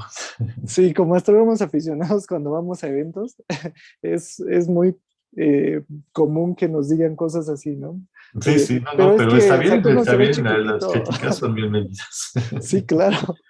Sí, siempre se está trabajando por mejorar los dispositivos para que sean imágenes más impactantes, Exacto. pero quizá lo más interesante es todos estos datos que no se ven, que están detrás de la imagen, ¿no? Sí, sí. Em, Una cosa, si me permiten muy rápidamente, nada más también sí, para claro. ponerlo en perspectiva, digamos. Toda esta imagen acá, ¿no? Corresponde el tamaño en el cielo. Eso es una parte del cielo, digamos, una parte muy, muy pequeña del cielo, ¿no? Corresponde a un ángulo en el cielo muy, muy pequeño. Y este ángulo es del mismo tamaño que si se imaginan un átomo en su dedo, un solo átomo en su dedo índice, y lo ve así desde sus ojos, más o menos a 1 metro, el tamaño de este átomo único, visto desde 1 metro, es el mismo que el ángulo de esta imagen, digamos, ¿no? Ah, Entonces, si tuviéramos si nuestros ojos tuvieran tanto poder de resolución como el Event Horizon Telescope, podríamos ver átomos individuales en nuestro dedo, ¿no? Entonces, eso nada más para, digamos, eso es toda la dificultad, digamos, es obtener imágenes con este nivel de nitidez, que pueda haber detalles tan pequeños, es todo el chiste de estas observaciones. claro. Sí, es algo que no es fácil de realizar. Me acaban de informar que en la comunidad de Zumba que estaba siguiendo esta conferencia se acaba de ir la luz, producto de las Ay, lluvias, lo siento. pero no se preocupen, va a quedar grabada la conferencia para que quienes no la terminaron de ver puedan recurrir a la página de la Sociedad Astronómica de México y poder rescatar esta última parte de la misma y no se pierdan de ningún minuto de estas explicaciones tan interesantes que nos está brindando el doctor Lauren. Volvemos con Arturo Ibarra, que está muy activo y eso es bastante bueno. ¿Sabría usted si se desarrollaron programas digitales específicos para coordinar todas las imágenes de los radiotelescopios? Bueno, sí y no. En realidad, lo que miden los telescopios individuales no son imágenes. No hay que imaginarse que lo que ocurre, eso lo debí de explicar un poco mejor, creo. No es que, digamos, este telescopio toma una imagen y este telescopio toma una imagen y este telescopio toma una imagen y luego se superponen las imágenes, sino que lo que mide realmente el telescopio es algo más complicado. Es técnicamente el campo eléctrico que está asociado con la onda electromagnética que llega de la fuente. Entonces, realmente lo que mide es como una serie en tiempo de este campo eléctrico. Y luego, con un aparato dedicado, se combina todo esto para formar otras cantidades que se llaman visibilidades, que de nuevo son nada más números, no son imágenes. Y a partir de estas visibilidades se hacen imágenes, ¿no? Mediante un proceso matemático. Entonces, sí se desarrollaron códigos nuevos, ¿no? Métodos nuevos y programas nuevos, o programas de computadora nuevos, para transformar estos datos que colectamos en imágenes, ¿no? Y una gran parte del trabajo, justamente de eso que nos tomó años, fue precisamente desarrollar esos algoritmos nuevos para hacer imágenes y verificar que los algoritmos funcionaban y daban algo correcto, etcétera, etcétera, ¿no? Y de hecho, una cosa que no mencioné, en la colaboración del Event Horizon Telescope hay alrededor de 350 personas y no todos son astrónomos, de hecho, creo que la mayoría no son astrónomos. Hay gente que se dedica a desarrollar microelectrónica muy avanzada, ¿no? Para instalar en los telescopios. Hay gente que se dedica a precisamente hacer tratamiento de imágenes, ¿no? Hay gente que se dedica a la astronomía misma, hay gente que se dedica a la física teórica para entender esos resultados, hay matemáticos, hay hasta un historiador de la ciencia muy famoso que nos ayuda a documentar todo esto. Hay realmente una fauna, digamos, de gente con conocimientos y especializaciones diferentes que se requieren para, todos esos se requieren para finalmente hacer este trabajo, ¿no? Y en particular, efectivamente, el tratamiento de imágenes ha sido muy, muy importante y está cada vez más importante. Como les decía, pues lo ideal para este objeto sería no una imagen así fija, sino una pequeña película. Y eso requiere pues más técnicas, ¿no? de tratamiento de datos que todavía no tenemos totalmente desarrolladas, pero en la que se está trabajando, ¿no? Entonces, pues es realmente sí, hay nuevos desarrollos tecnológicos asociados con esto. De hecho, una colega del proyecto de la que se habló mucho cuando se publicó la observación en 87, es una joven astrónoma que se llama, perdón, justamente no es astrónoma, una joven académica que se llama Katie Bauman. Salió en muchas páginas cuando se publicaron los primeros resultados, que ella no es astrónoma, justamente se dedica a eso, a tratamiento de imágenes, ¿no? Entonces, cuando uno trabaja sobre el agujero negro, trabaja sobre nuevos algoritmos para coches que se manejan solos, para evitar colisiones, ¿no? Entonces, hace como, a partir de las imágenes y de los videos que pueden tomar esos coches en tiempo real, detectar cuando se acerca otro objeto para evitar que haya otra colisión, aunque este otro objeto esté tapado por un edificio, ¿no? Entonces, aunque este objeto esté invisible, ¿no? De todos modos, sí pueden detectar su presencia con analizar el campo de radiación que genera, en fin. Son técnicas muy avanzadas, pero insisto, ella no es astrónoma realmente, se dedica a ese tipo de trabajo que tiene aplicaciones en muchas, o sea, se imaginarán aplicaciones para coches que se manejan solos, son cosas donde hay mucho interés por empresas privadas Claro. y ese tipo de cosas, ¿no? Entonces sí se desarrollaron nuevos algoritmos para todo esto. Todo un deleite escucharle, doctor. La verdad es que toda esta información que nos está brindando, que no es de fácil acceso porque personalmente no la había escuchado en otro lado, a pesar de que ya he tenido la oportunidad de estar en diversas charlas sobre el mismo tema, pues resulta muy, muy atractivo para que todos los que están del otro lado de la pantalla entiendan esta parte de la multidisciplinariedad que se necesita para los distintos proyectos y lo complejo que resulta el estructurarlos. De ahí que tarden tanto, ¿no? Sí, sí. Otra característica que siempre me ha gustado cuando tengo la oportunidad de estar con ponentes es el hecho de que se nota la pasión por lo que hacen y se notan cómo disfrutan de esto, que más que su trabajo, pues es su vida.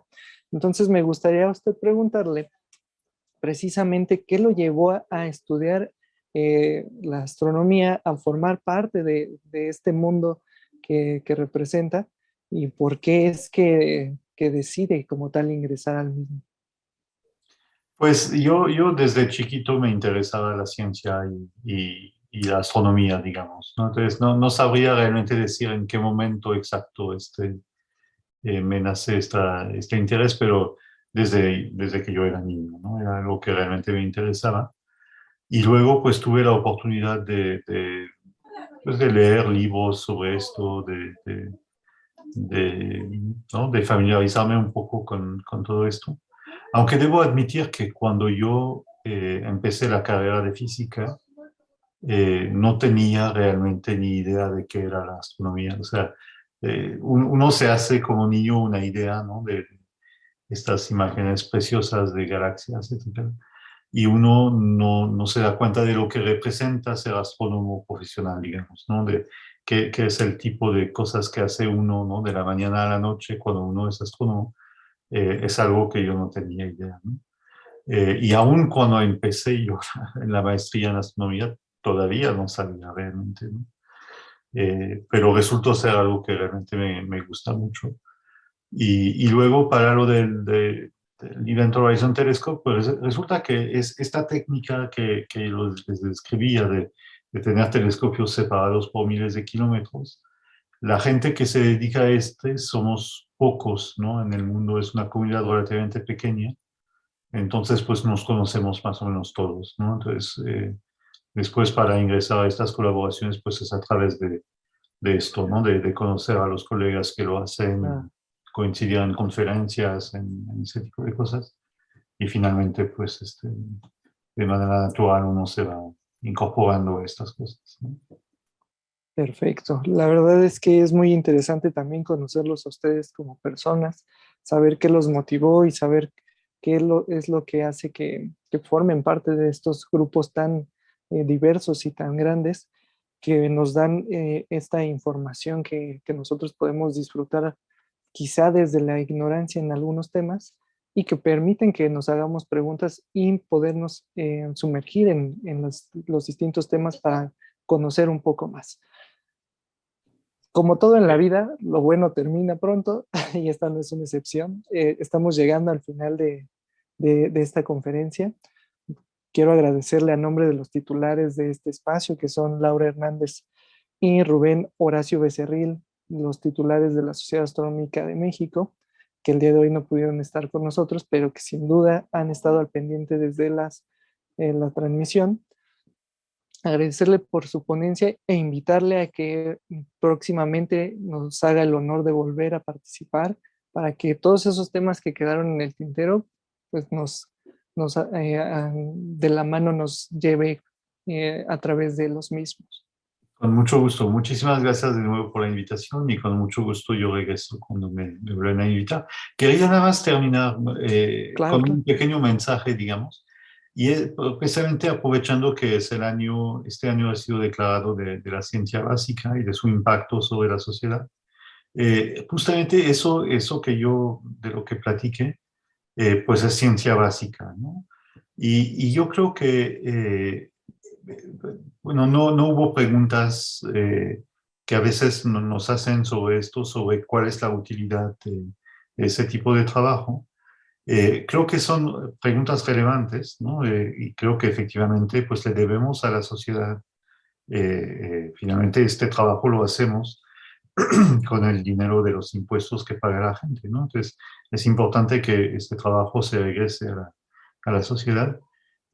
Sin embargo, el mensaje que quería mandar es que es muy difícil saber de antemano qué tipo de ciencia básica va a tener un impacto eh, eh, tecnológico y importante, ¿no? Hay muchos ejemplos de esto eh, y pues ni modo, hay que hacer toda la ciencia básica y ver qué es lo que finalmente tiene un impacto. En este caso, pues hay impactos relativamente claros como eso de desarrollos de nuevos algoritmos para hacer imágenes que luego tienen un impacto en otras áreas y etcétera. Pero uno nunca sabe, ¿no? Por ejemplo, un ejemplo muy claro es las radiografías que se hacen en medicina para ver cuando un hueso está roto o dañado, pues usan técnicas de física que fueron inventadas y descubiertas sin tener en la mente que un día iban a tener aplicaciones en medicina, ¿no? Y sin embargo las usamos ahora todo el tiempo.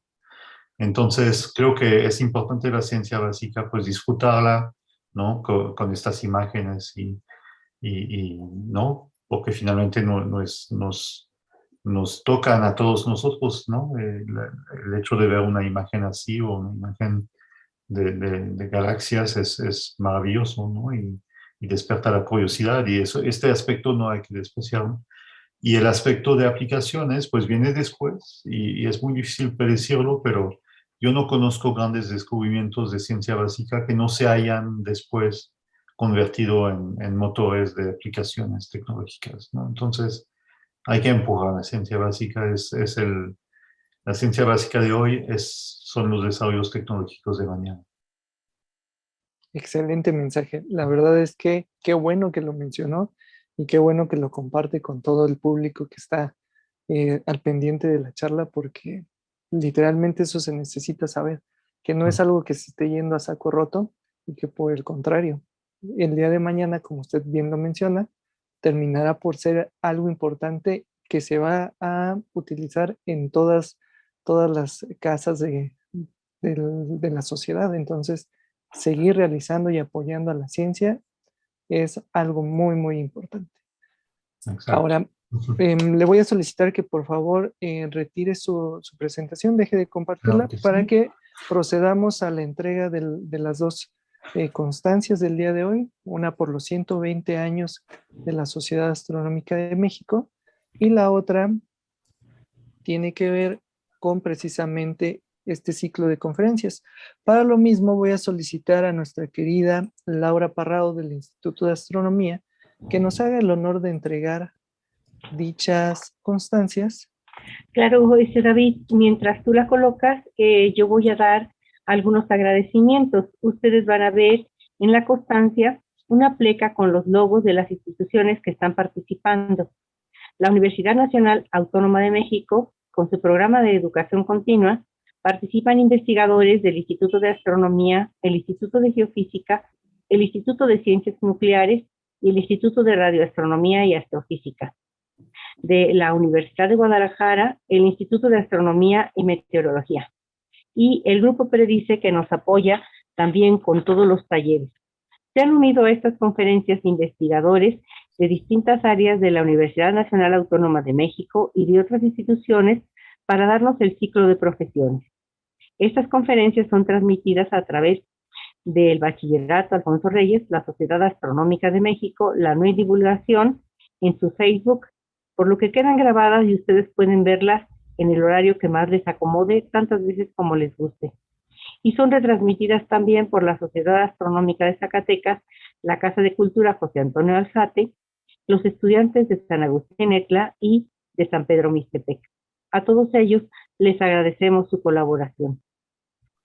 La constancia dice así: la Sociedad Astronómica de México AC, colaborando con el Instituto de Astronomía de la UNAM, otorga el presente reconocimiento a el doctor Laurent Raymond Lonard por su excelente presentación a distancia. Cómo los radiotelescopios pueden medir el universo. México, 31 de agosto de 2022, por la divulgación de la astronomía firma al calce, el profesor Rubén Horacio Becerril Marañón, presidente de la Sociedad Astronómica de México, AC. Al margen tenemos UNAM, la Universidad de la Nación, y realmente estamos llegando a muchos lugares de nuestra república y más allá de nuestra república.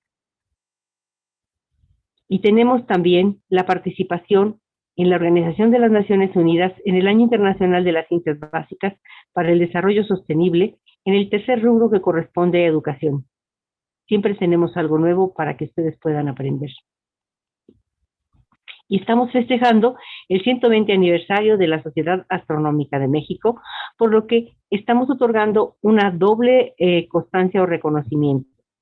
La segunda dice así: la Sociedad Astronómica de México AC, en el 120 aniversario de su fundación por el ingeniero Luis G. León, otorga el presente reconocimiento a Dr. Laurent Raymond Lonard por su excelente conferencia a distancia dentro del ciclo La radioastronomía empleada en la investigación astronómica, coordinado por la física Laura E. Parrao y López. Cómo los radiotelescopios pueden medir el universo. 31 de agosto de 2022, firma el calce Rubén Horacio Becerril Marañón, presidente del Consejo Directivo. Muchísimas gracias a todos por su participación y por permitirnos llegar hasta la sala de su casa. Por mi raza, hablar el espíritu. David. Muchísimas gracias, Laura.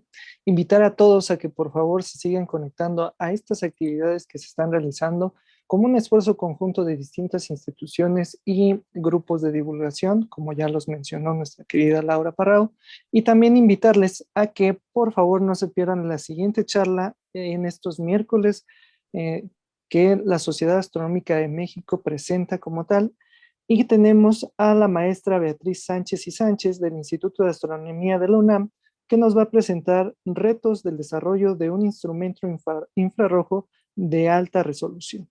Esto el siguiente miércoles, y pues todos están cordialmente invitados a que participen. Darle las gracias a todos los que se encuentran en la sala de Zoom y se dieron el tiempo de conectarse para poder como tal compartir con nosotros la ponencia del día de hoy. Lo mismo de la gente que nos está siguiendo a través de las distintas páginas de las agrupaciones como son la Divulgación y la Sociedad Astronómica de México. Y por supuesto agradecer al doctor Lauren, que ha sido todo un deleite poder escucharle el día de hoy, y la verdad es que estamos muy contentos de poder haber estado presentes con su excelente ponencia. Doctor, llegamos al final. Que tenga una excelente noche, al igual que todos los que se encuentran conectados. Igualmente, muchas gracias de nuevo por la invitación. Me dio mucho gusto estar con ustedes. Muchísimas gracias. Se despide de ustedes su amigo José David Martínez Luna, presidente de la Divulgación, no sin antes desearles una excelente noche e invitarles a que vean aquel manto celestial salpicado por gotas de rocío, de ese mismo rocío del que están forjados los sueños, y así pues, forjen los propios. Que tengan una excelente noche. Muy buenas noches.